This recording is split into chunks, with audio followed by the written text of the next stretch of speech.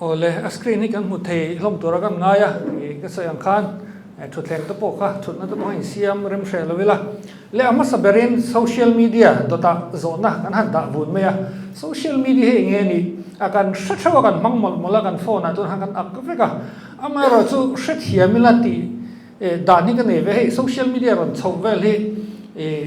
kan mu ve pha hemi social media ron pian dan le aron than chho dan ve li kan upat to zia te pawh saitel zo zo ngai mai theya chu wangin kan mak tak tak don ni chon hret hiamilam manila ti a concept te kan ne ve a chung chu karon da anga tin hei technology khowela hianin kum som ni chong ka thok ve ta ma ni ngai dan nei rol kan ni ve to hrem shima chu wangin ma ni ngai dan an te pawh karon zepanga kan hu dan te social media hret hiamela kan ti dan pakhat chu hei mass media hi engineer on than chho ti hi manila chuta chi chuanin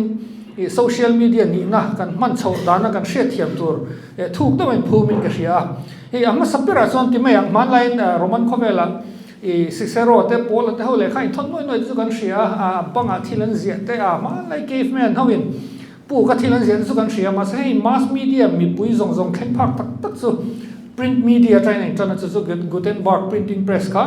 sakhazali som level kan mu chuania an bible an le khabu print masa le darsau taber chu bible khan ita nge Gutenberg bible ti kha a phek khat kan bo tu line 1 million tan ani chu to ma khan ti khan khop maya chuan kuma ve da was sangkha zasari le ti ve kan theng chuan he ma sabera ni lem lo ma se karon highlight du chu English newspaper the daily Quran ti hi English daily newspaper ma sabera ni German ha na mai nei to ti khanin he media kha mi zong zong khen phak kha aron chuak chho tan ani chumi zo a thon chuak broadcast kha mi hring na thiam chho ta sangkha za go som nia KDKA ti commercial radio station ron ding he po hi ama sabera ni lem lo ma se hei mi thleng zau commercial box khan ron highlight ta chon sangkha za ko som thum paroka BBC to na po kan len hi regular public TV channel ma sabera ta he ta tang hian radio TV cable TV chi san kha aron dar chhota tin hei film industry te ron dinga Hollywood kan ti te Bollywood Tollywood khoi ud amani aron ding chhota ti han media ropil tu kharon zar pharta heng ho hi tu te kuta omnge tu te content siam nge kan ti chuan ziat tu writer te noma publisher te le khabu journalist khatia khon khoma lo report te anoma editor te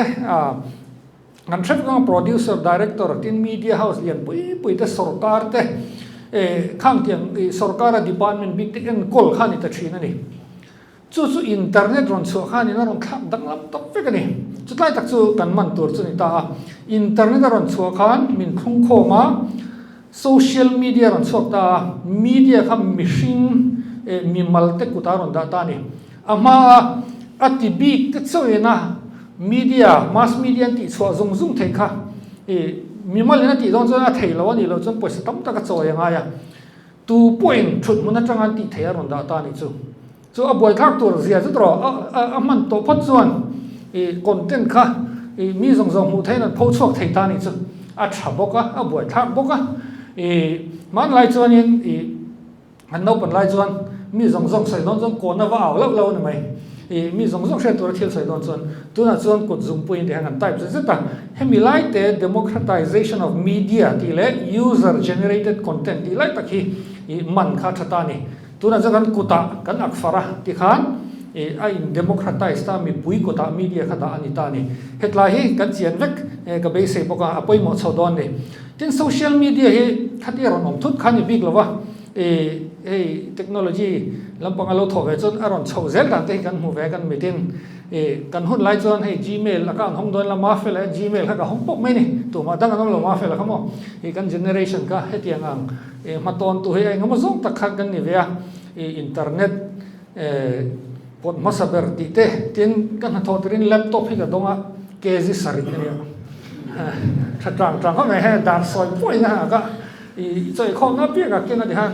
làm vui vẻ lách lên này khang tiền ha anh à lệ gì hết cái mà chuyển về đó này historian kan ilawa amaro chu achiang ve ve re ke maril ro chon thun khom era awama mizo tong sap tong de pol de noi mo thun khom era chon in hei arpanet US defense ho ina a network he ta an intelligence system thil an in thon theina kha mi pui zong thum khom tu haron ni chodona email te ron choka usenet kan ti IRC chat server ma saber hei ti theina mizo opo hen kalomang vetrina MIRC man lai kan lamba lai zon aizol chat ti hilar theilu ga hei chat kan ti ma sak per na ni ta chuta chon a ha zoli operator hi an oma chuta chon ka tel ve nge ya sha nai re ve to khom ma ya chon chu mizo computer AOL ti vel ti han ran so chon website kan ti an hei blogging shim GeoCities ti a hianin anon offer thina nge a offer ma saper ni du ina website siam thei na ma saper ni GeoCities ta po hian mafile.geocities.com ti kan nei ve ran thina engpo chuni se thungkho mera khan khovel machine om zong kami device a connect thei to pot computer ni to pot kha min thungkho ma chumi zowa hey blogging teron lara in social media network azom thei platform ho khang kharon lara hey MySpace ti te LinkedIn Orkut hi lang che lova Facebook ai namasa Google ho nan le boral ta hi chon tiang khani lu khom na tur platform kharon om le ta lu khom era a detailin sai via to lo mela kan shrik thaw mang tu kan ya chumi zo mobile ron chok ta ni computer ma tin ngai to lova ai kan download the app hum far era atilia kan hum ta far me ti han tu huna kan ti kwal velatin tun lai hian in 2004 vel tang khan large language model AI hiron chok ai hian social media ron thak te kan en kimaron thak no ni AI hian kan soi thui longa kan phur chon na kina AI te po kan na ziranga AI era hian kan lut me ka tuna AI generated content tam takom to hi engpo chuni se khovelin hetiang khomin thung khom na sale thil kan lu khom na mo mun kan lu khom na community kan lu khom nai kan la hungai lova khoveli aron thak lok ni hian ikan share thiam dan tur chon hei tuna hian 5.4 billion people well mo mi 5.4 billion well social media hian kan in sign na pa tin average in ke mani average khalo in taila tro eng za nge ni o ni khata ta kan hi le chan ve ang vel om kan ye hun kan mang ne me ma tin content kan han nem khok me kan siamin kan nem khok ma ya Facebook la Instagram reels sin ni khata billion zani vel kan en ni chumale mishing hian YouTube shorts hi billion songa vel en tak kan ni tro en tak content siam le en nem na berania kan sharing tur chu a platform hey Facebook kan de Instagram YouTube te company lian ta ni poi mo do khom ma ya hey kan company hi ka thonai Adobe ni hey Silicon Valley company kan te khumi technology bel ta khon insider information te kan sai do ni aziak sia tur pom lo me thai chung vel chu chu tiang headline a sen ka ron da he shiat chian ngai hle pokani le social media chu mangtu te ko kuta media democratized media ani ma saberin apani na community lian per khovel om nuwa in thun khom na lu khom na lian ber hi ni tok me ni machine ten hunan man na content kan em na ania en zo thei lo khop aw mani tu man Instagram ken zo vek ton ti lowang yaran chok zelan en thei speed ai sakin ai siam le hala tin social media platform hi company lian ta ni ti kha hei social media kan man dan le kan share thiam dan tur ni ta se tin kan ron chop chop ta chiang mo kal zel taila thil pathum kan ziranga zerapek mani lo dar ka chan ve borwell hun man kha kan tuma social media platform hi hriat chian anga ya chu kan zir ma sanga tinga panina community lian ber khove na mu to zong lian ber 5 point something om naka billion om naka khove na mi zong 80% 75% vel om na kha engineer kan manang ti kan sai howanga tina topa ni china kan in khom ma sa kan ngai thang khai ang khop mai social media le chan chin tha te ka ve me mania kan sai thuk lu tok longa pathum na hi chu idea in nei nan chau kan sai hong regot don ni le heng ho pathum mi kan zir tur chulun ta se amma saberen social media platform hi shet chian angai ve khop maya karon soi phong do na achan chu in khon lo ka hlaw wangin kan soi phong ma saber tur chu social media platform de edit tur siam ni mane mo social media platform ho zong Facebook Instagram tiang zong hi edit tur siam ni engtin ne ka riat ka ti nu vek UX UI expert hin om ta e po team kan ei thena social media chi zong khoi lo ma se application ti sang e kan khoi thina heng ho hi user experience user interface in me UX UI chu experience design hem user research ti ten thia me ma behavioral science hey mean engting engine website a hian ading lampang a hian mitawak masapera chum zo dang en ti te mi ong dan tur te an she me mani hey science nen thap chuan experiment he kan tireng boka AB test te kan tia multivariate testing te kan tia ti khan eng berhinge mi na an react na satberang ti te kan en ta tin neurology te hin thia me ma tin hey algorithm ka ti big data ti sang thili ti piang khan data hin generate zela khamilo en te khan thia mani chung zong manga thil ti tumber chu pakhana jon dopamine loop kan tia addict thil kan addict don hianin brain chemical pakhat hi poimo ma chu dopamine hi ta hey mesial addict ta po mesial an zo kan dopamine in release soi ya chu tiang che in thil dang te thil sang ta po khan ta chu heng UX UI expert ho hianin phone thil chi sang hey like button te lo comment thei na te in follow result chi sang he reward system angin dopamine release choi turin an design ani tin hey Amazon at po thil kan cha ron thanya kan lom veng thin tro I lom veng na chan kha dopamine in release ani chu tiang chon in ai addict thei ta ne tin chil thei ta ti khan akwala kan addict na satel te la ti han kan addict kol zela dopamine loop ti khalo chin che ta wala atel lo chon lung hi lai ngal mai ni i te kan dam hal roi jing thok bela ti han men mai ti han kan ban le dopamine loop hi an design tel ta thin ni le chumi lo po chu hey UX UI expert chuan mi po be phuar hin tum per ni ta ni an sual kan ti nan me lo ni hang design anti tur han mi wa tin engagement ti te intiring en tiang vel kha an mani lotlin lo na khan ita hey Instagram hi and scroll char thea design chani shadwam ama chuanin man lai Orkut te man lai Facebook man lai MySpace te chu thala ki pakhat te den kan kan close le zel ni tin browser te hi tian window hon chu ngai ma se ti han en nem le thei lo mobile a phe chuan designer pakhat hian heti te chuan an chuak zel na sin atia infinite loop in a siam ta ni chu yan scroll char thain di han du chen en tur han siam ta chu tiang te chuan design en ta ni tin content reng hi chung om zong hi meta tags kan tia ming le heti classification taxonomy nei vekhin ta chu wang ne tinan football lampang ke enjon football lampang han chok zot me ni tro tin tun lai pension voice te hi read thei to ti han soi ma ula kam in so yang da te pokharon chuak pop recommendation engine hi omati khan in en ang kha phuar be in anom ta ni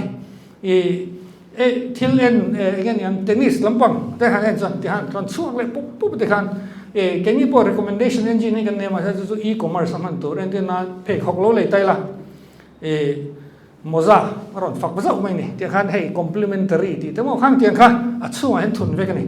tin hey chat lai dot ron om phei zo hi ngai am hey UX UI designer pakhatina asiam ani hetia dot om zo hen tin an char mai ni ti chu tiang chuanin dot te hi mi char be na design ani le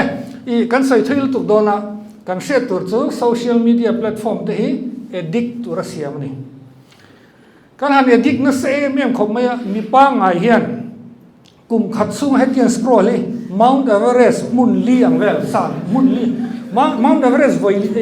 san dan zong pali ang vel scroll so man chu a then phe chu so vel to pon mai thei ne scroll na sa tak in ro mut thei la scroll ron po hi phom pui tlang vel chu ni kan tian khanin Mount Everest hi sang khopa fit sing thum don an ya khang tian ka kum khata hian kan lo fit sing khat le sang ni vel kan lo scroll ni chumale I chutia a noi ni le sin thu sing ni ka ti na chutia khop chon kan lo edit ta ni le hemi user generated content trim hi a hlom bok ti kha kan sai do a hlom ka ti khanin in thi pui lawang amaro chu user generated content hian I thil nasa takin kan ril ro hen khong ania amma sapera chuanin a tha theiang ber da vek kha kan nia mi in a chiat la tuk na hi post thadu lo chu wang chuan in compare te lo all the social comparison chebi ke in ngai na te tin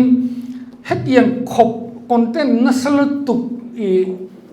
I ral tu ren kan thok hi design lo shim shima cognitive overload an tia kan dong na sama ma information ni mo ai nga ma shamang lovin kan so ke po hetiang kan scroll la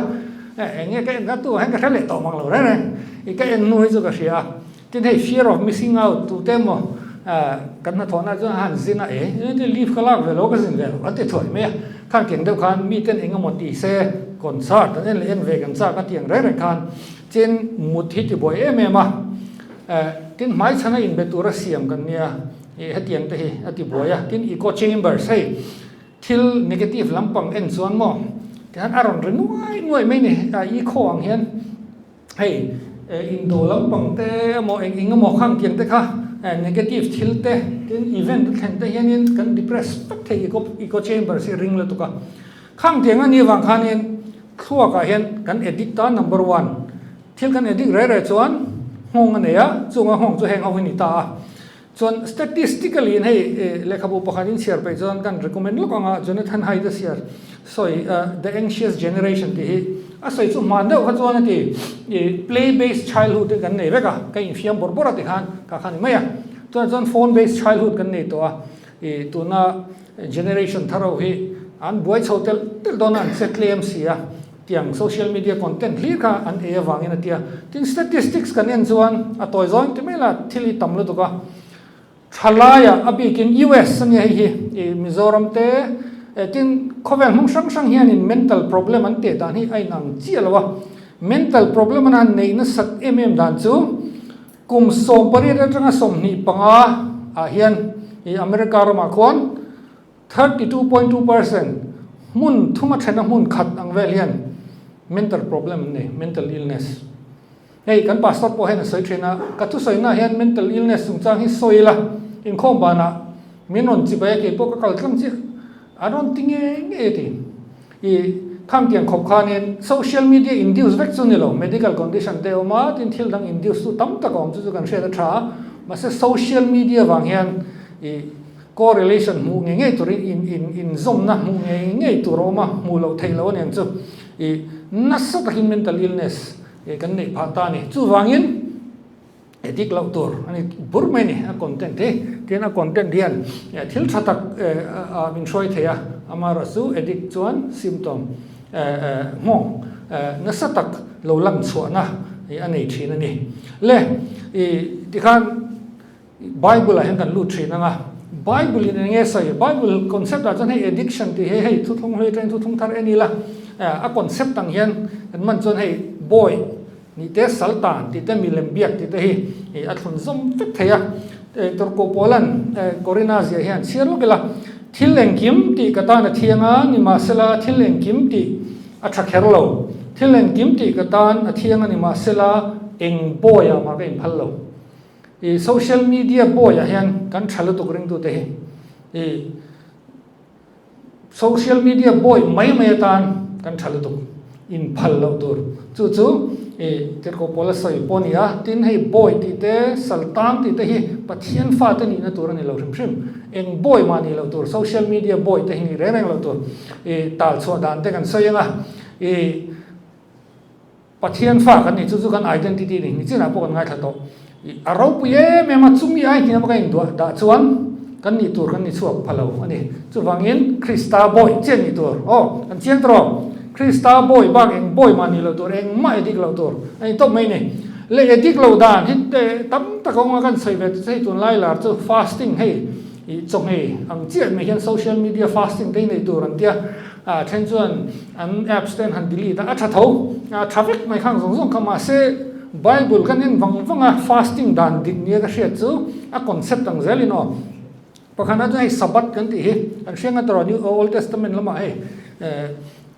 Dr. Lobte te ani hi old testament theologian ani ani pin chiang matang sabat chu pathian hena chol der mani mai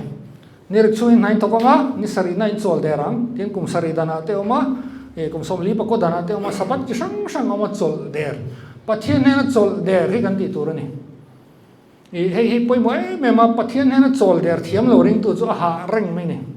pathian hena chol der sabat rest sabbatical rest te ponin chu kan ti nge ngai tur tin hei koino ni chu pathian pol pathian mi in pol ho na thuk tak fellowship thuk tak te me am hei ta hen kan tel nge ngai hei antidote adam doi chak lu tu kani hei in khom te hin mai KGP in man te hin mai koino ni chu mo mangai taka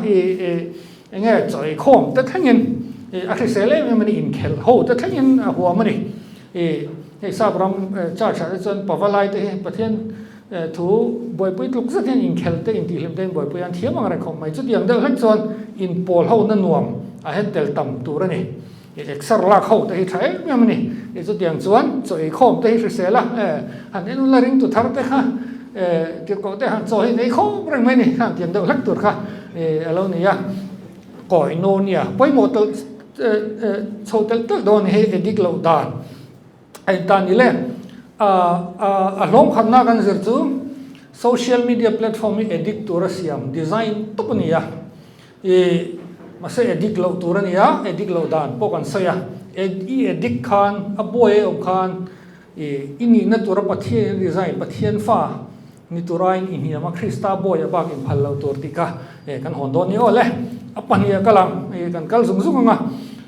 social media chu mishing te share to community lian ber ani kan ti to kha eng ti man tur nge eng ti om tur nge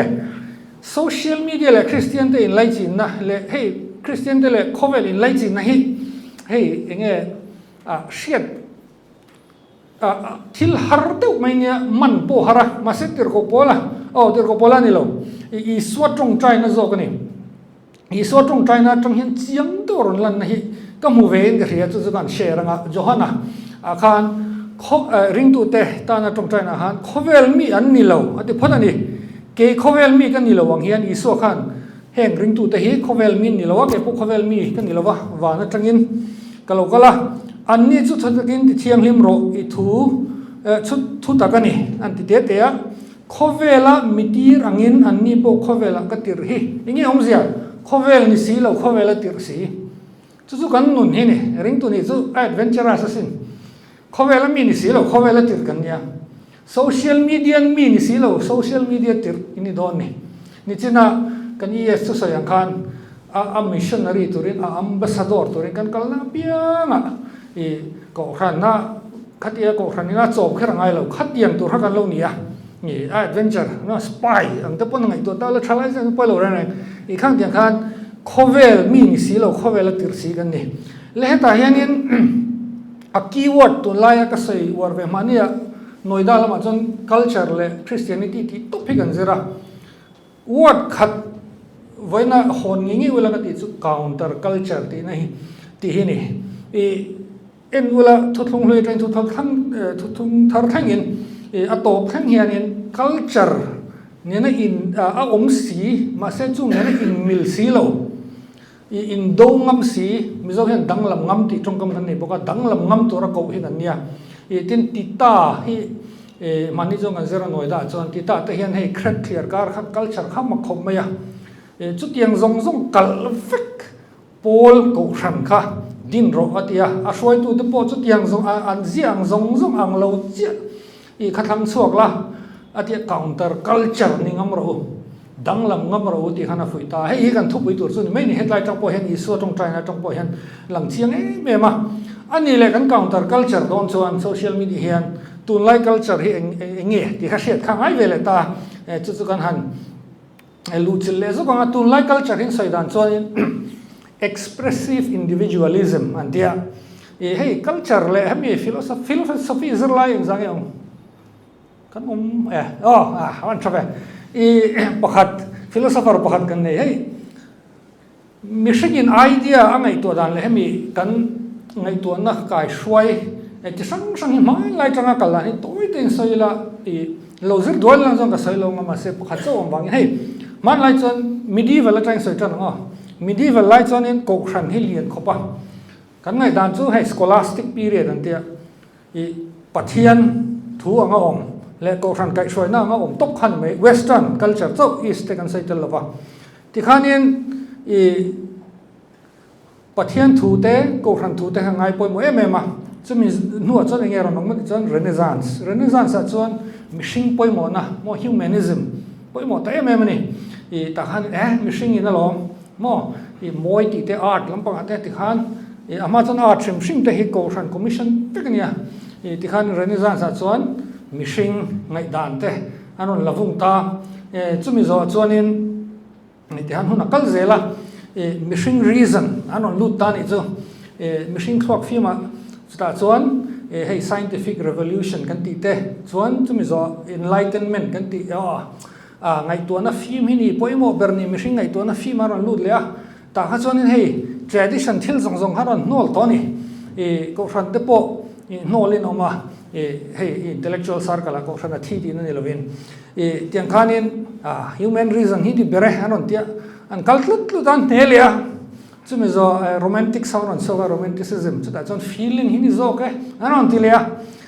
chon chumi zo kal zela postmodern a phe chon thu dik te poi om to chong lo tu tan nge dik big postmodernism ke ma soi hi ni deuh mai long ke ma dik ti hi ni deuh mai long sa pa ta na dik ka tan big chong lo te ka simplify ni chu chung zong so ani che mi lo nia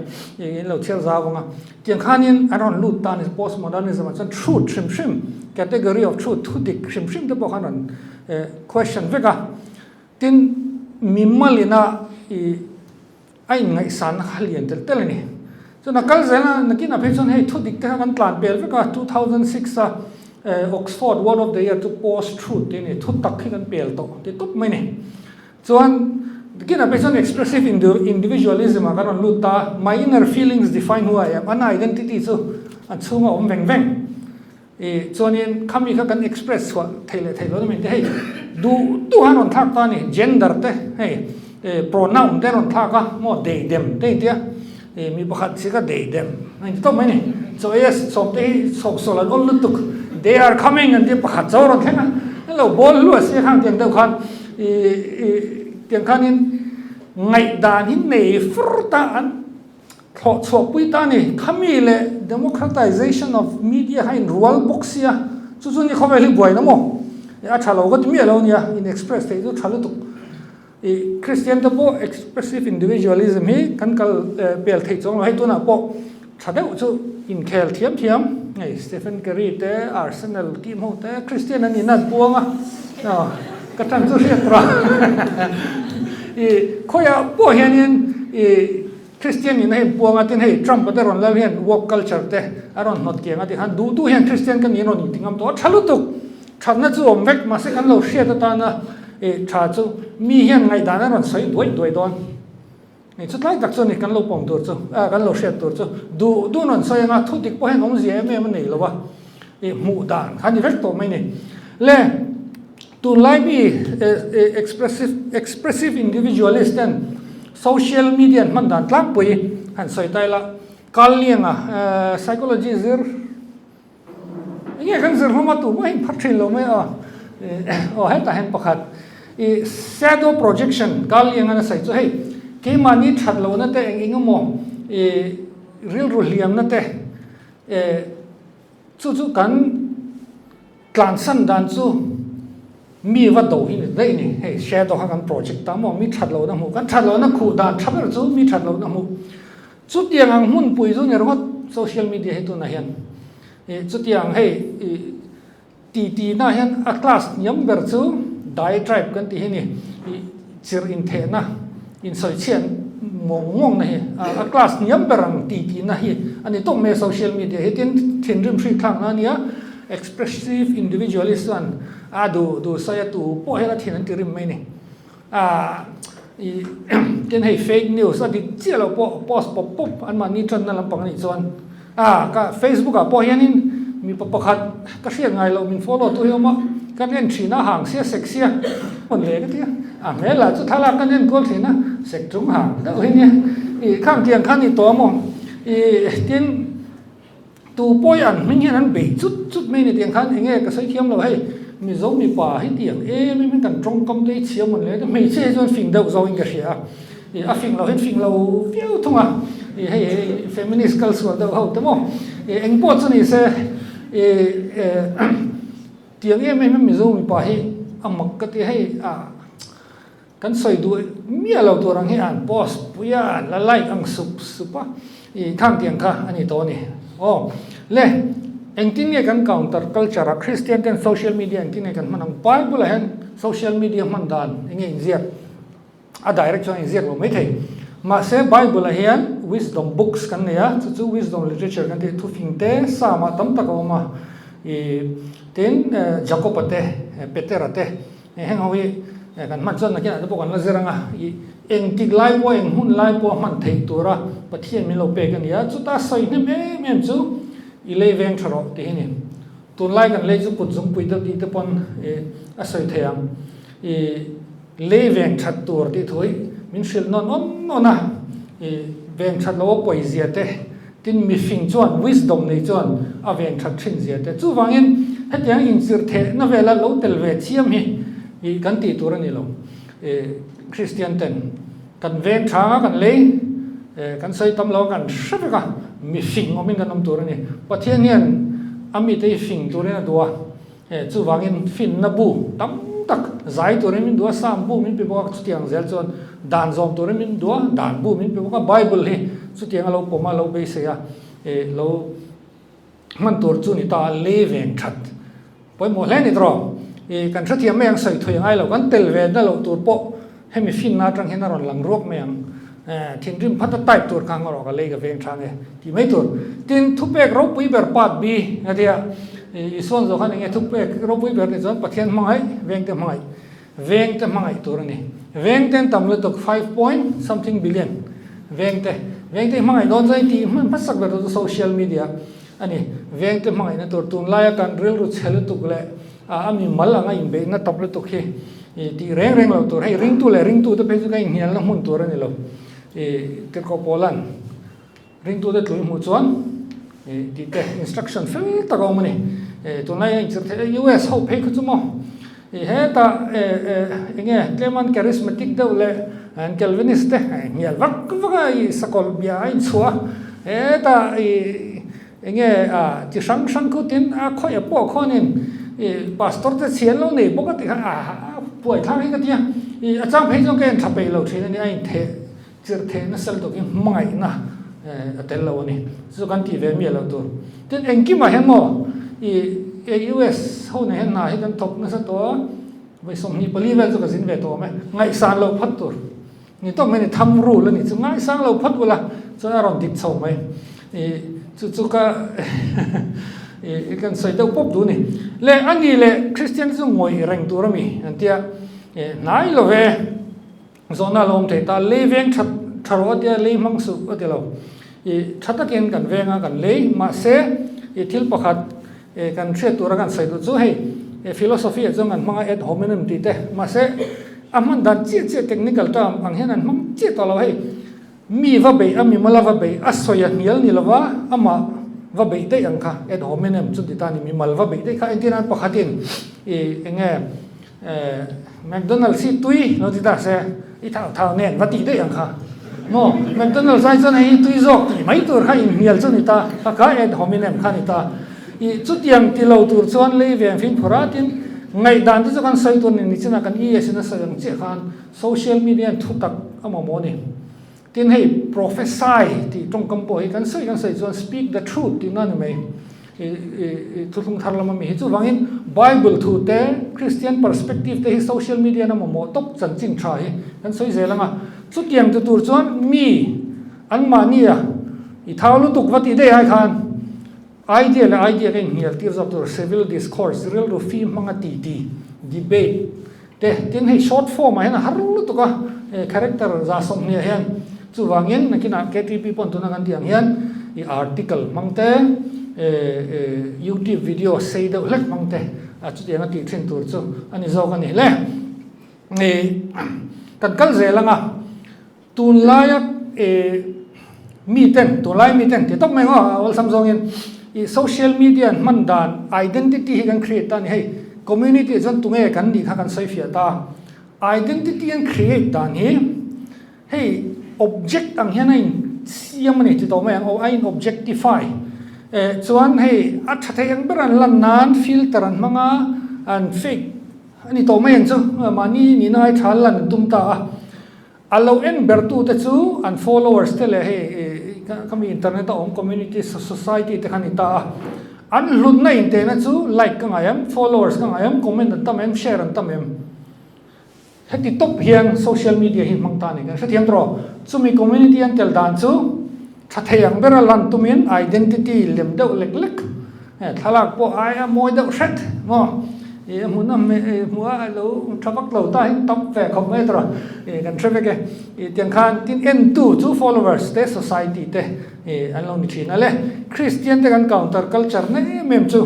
kan in objectify ve ngai lo pathian lim kha siam kan nia kan thiang lim ani ke mani him kan secret thiang lim ti khan secret pathian zia pathian ni na ke mani hena umta pathian lim kha siam kan nia kan in objectify hi thiang lo wa mi te kan objectify thiang lo bok hey facebook te himo mark zuckerberg kan harvard ta me chezer ho an mel thange an hot lo rate na siam ania tun thleng hian social media hian chu mi zia zu la puwa me chia hi an mani len mani ter on objectify ya hey enge pornography rongkai zon na mang te tam taran choka mi zo po in zoran tam lo to kan te khan hey in objectify object anga omna ani tok mai ni inti borban na mun pui khan ita ma sharing tu de chu pathian fa de kan ne inti borbang ve thiam on hey kan nau pakhathi chon toy tir mong fol de hinia among po lai de ron post chen me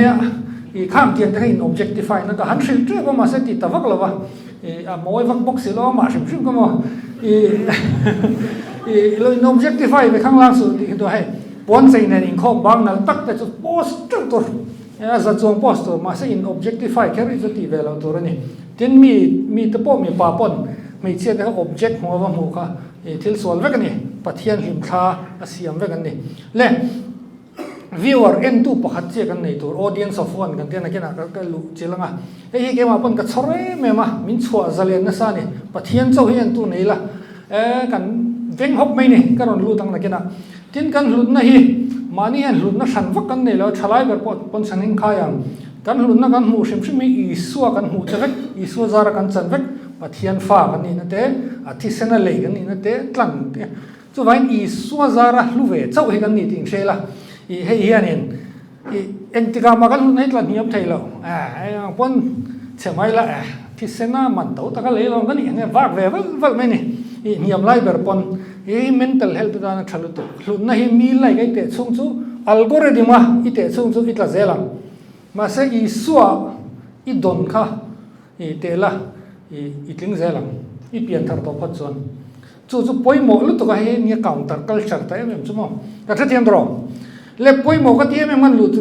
audience of one te he ni e ka rong bol pui pa then ma ma ne ha thup pu ya kan ne ya kan struggle ve na sani min chu tiang khat ya an lo te thil hi kan ti ve ai langsar ve te lakin social media ta rong an bol ve ti khang kan ti I chu tiang khat tiang ti han tam lu to ka comment te min troll tu ten long ve ai pa ka sha lo kan soi kha ma se ti hanin kan ti ta kan lang moi thei lo tum lo long tin hei societal pressure hi na sani mi zo chan tro hemi in judge na hi na sal to ka chu mi fa si ti ve khan ni box ya chu mi nau si ti te ke phei chu u nau te le chung te kan nei fel ro pui box ha tha khom me ti khan chu vai han ti hen kan ti ta ka pu te po pu lo te ania pu lo te ka zen fa pa si khan ti me do na khang zong ka pa ya nga mi pakhat chi ka ken ti rang ka ti audience of one chu pathian mo ya che top ni mai mi dang he chu thei hil patang ti kha puma man ha kan char sok ta thai kan ti me ma kan char so na chu rom bung so pali tang vel khan ni ta hei in rin phat chuan in thoveng rengam ani top mai ni anh nhìn là cho anh hạ đấy ngang hay anh nã là nảy lâu mà na ki rom bol no po ai missionary si dam lo mo ti thang ti khana rom zela in judgment hi tam tu pa veng hop na chu audience of one kre nan hun hi culture kan ti sung suk tong mizo te tan bi ka soi lo thei lo mizo te na kan siat pui ber ni ve ka siat adota hen kan lu tanga chu culture zia akung kan man lo hi ni sociology zir heta UPSC king don ni so le sociologist hey all te ron la ka kan ya ka boina lo hi high culture le low culture je hi she la ka te mi zo te hian culture structure hi high culture chu mi chang kam hawina an chin mi hau sa te a thabi tina ni chong lo ba low culture chu minol puinan chin tlema social class niam te hi pop culture kan ti ta ni popular culture mo kan chiat pui mem na popular culture hi reality mo kan tia popular culture re a chuan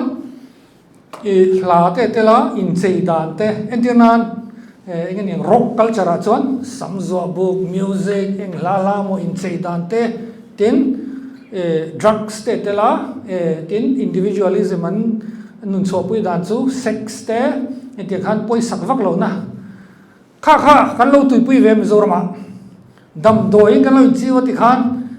khami rock culture kha thi pui phuk phuk ni kar wal pui te thi hin tam to lu tu ka kan tle ro lai thi pon tam lu tu pop culture hen atwar pol anoma ma se tam tak chuan sum don na mang pop culture sum don na commercial thil atel nge entinan rock music label record holder ten record an shat chiama tin hei Korean culture tuna lara Korean au paisa siam nem je chu ka shal nem Hyundai Kia TV le hei home appliance Samsung LG tin Korean food shim po tin hei pop culture a chon asung dom pol hlo pui pol anoma atur pol Mizoram na kan tur na sat je chu pop tuna hian mo mirtheian ru moi le chani sarkar ni vaklo pop culture an fa ten an don thiam lo wanga an o na wanga pressure tam hi ni rual pol lo na hei tlai taki hemi structure hi shiat chian trying ka ria hei philosopher pakhat en long Avril Lavigne ngiam kan tlang wa lai la thina alam pakhara chuan in hemi low culture le high culture in an lo nei sai chiang ve heng ria skater boy ti hen a zia da hi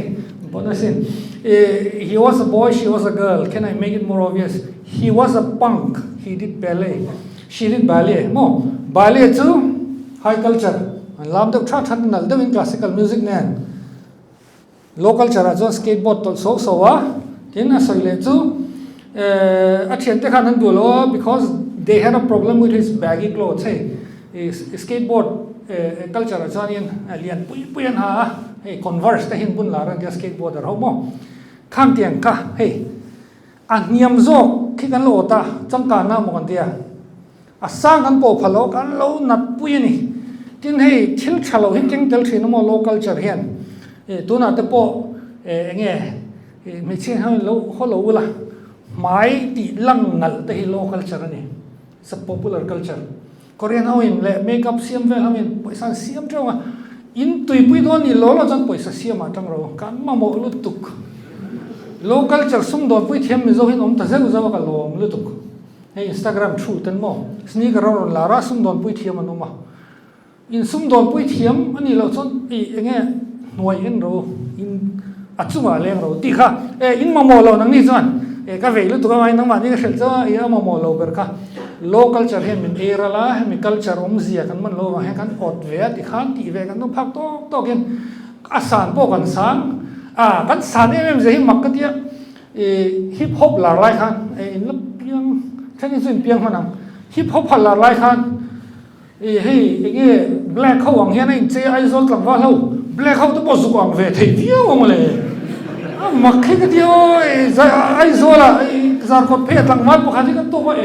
Nigeria no man le ka dia puza mo fa pa ni khan ni mak ngai kan wa han sang em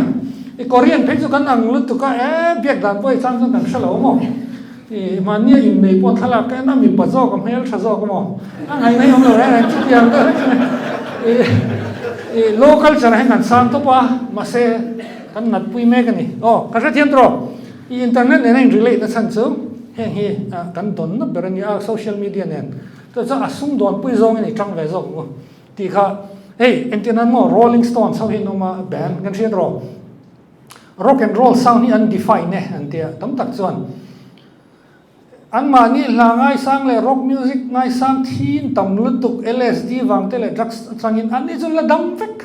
poi san siam nem lutuk khang tiang kan fin tur chu chu ni kan han soi ber chu le apathum na kan lu tanga social media le chanchin than ni sina kan yes na soi tu to ka soi tam lo nga ril ru hong chu ai chu Helmut German theologian in a soy he Karil Ro had some ringtina asapron got here some zotring and sierra. The gospel must be constantly forwarded to a new address because its recipient is repeatedly changing his place of residence. Adong tu turten an chen namun an thak ringa wangin chanchin trahi address thara thon zel angai ni. An thathiam tro adong tu te hian address an thak ringa wangin chanchin tra kan thlen namun turi thak ringa ngai ni tun lai mi te address thar chu social media ni community lian ber 5.4 billion om loi me ni vana han ke ni chu inkhom rei pol kan nia hi da ka ni chong ngai khom do na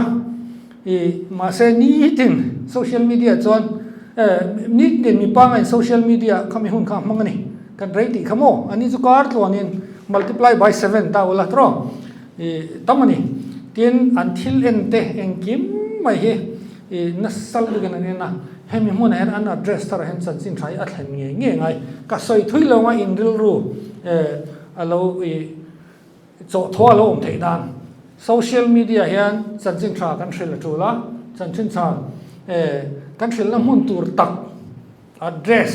adong tu ten thak na ni hengo hi ni ti nai khom za to mo kar kha tai khom za to mo da tai la tlim khomam begina chau kan thil te kan ti ha tok to lo ni kan mantro hai kan kal sananga le a to pa mi tur hi ke maril ru taka ka ve em mania tun la hian LLM model hi AI kan ti me heron chuak ta kan rianga kan mang nga Gemini ChatGPT Claude tiang reng ho hi perplexity te LLM hi kan thiam thonga call neural networks machine ruang thil hriat thiam na picture te le thil ziak machine tronga hrathiam ani to mai chu ama khanin call thil machine tronga hrathiam lowa binary language of be kan ngaya ani ho chon an hrathiam to neural networks khan ni ta so AI model kan train an ti hian thil chiar tur le en tur hin pet chawa kha allow in train ta ni chu parameters ten te tokens ten te ai train hem le finga ChatGPT te Gemini te Meta ho ta heng ho te hi a trillion an train ta ni chu tha em chu ka sei ve je chu Bible a hian ka thu hi khovel to mai na ral lo anga te tro LLM ho hem Bible an shabak commentary ten share nem tok chu along om ni amar chu tran la ka ngai LLM ho hi chanchin tha kan thil chuan chanchin than puang zelang tin LLM hi khovelom chungin aral to reng lo ba pathian tuan ria Chinese model DeepSeek pun hrelut ko phei chuan samon bo sei na ka mang thin ti Chinese model hrelut chu wangin pathian tui aral to don lo chu ta chuan in a competition era chu pathian thu lo zong khani ta ni kan tho ve mol ngai kan KGP ho ti tha ga chu article te kan zia ka video te kan siam chu tor LLM chan picture te recognize PDF engkima a chiar thiam vek ta khan content ti tho tur ani tin mizo ten chan kan lak ngai na san chu hei tuna lushai inti ho lom na ki mate kan nau te ho thon nia hen ti ho ina ti tak tak kan han tum hian mizo content hi lo claim lu tu ka tin ko boy bu ti vel halo tam lu tu ko mo he kan sinot te po hian in a tho lok ber pol ania content hi ma se ala tam tok lo ni LLM chiar tak tak tang chan alo claim lu tu ka tin mizo trong hi englowa schedule language anga pomani velo wangin sarkar hian poisa invest velo ni tunge tiang Christian content tha mi zo asiam tur tunge kan ti ke ma ni kan ni mai ke po video he kan nei ve no la ke mi kan sai hoi ve do ni chu ma ro chu zia lam pang hi ka thiam vak lawa content hi nei ve tur hei chan chin tha shel vati po khang mo LLM through tu pun nakina min atan lam phang nga tin translation hi nakina mishing chong hianin enge bubble reverse kan ti me kan lai se po vek don LLM through hian a translate zum zum nga tun hen major language tu mo cell phone mo laptop ni chan zirvak ngai to lo in translate char me ni nakina mi zong zong chan chin tha kan shel na tur chu Christian content tha kan lo siam hi ni voina hen pathian in tu mo indil ro na tho chuan content siam tur na ko zel chu ka tong trai na le voina ka zir chwa du po hi ania LLM hi chan chin tha kan shelanga LLM in chan chin tha shel zelanga ti khan nakina khoveli pathian thuina lo khat zel don ni chu kan sele du ni le atom nan khai khom to tai la social media hi edit tur design ania edit su fasting ti thin ro fasting thaber chu ko rana in man te hin mai ka ti to kha tin kan counter culture danglam ngam ro danglam ngam tur ko kan ni tin en tu pakhat chi nei la hey depression anxiety te hi om na chan tam ta ko ma brain chemicals dik lo wang to po ni thei ma se social media induce an ingat chuan en tu pakhat chu nei chuan social media wang ngor chuan depression ni nei lo wang en tu pakhat chi nei la i veng hokang a tom na bera chuan chan chin tha address thara kan thon angai thadu ne address an thak to content hi nei ve nge tur tin content nei pol media team kha in lo zom sup mai thaya ma ni pona thei ni in kuta khan aum ta ni ma ni na thaya chu tiam tak ma la tur chon pathian min ko vek ni le wana kan thil zir hote social media man dan in zitina lalpan kan za ta mal som ro se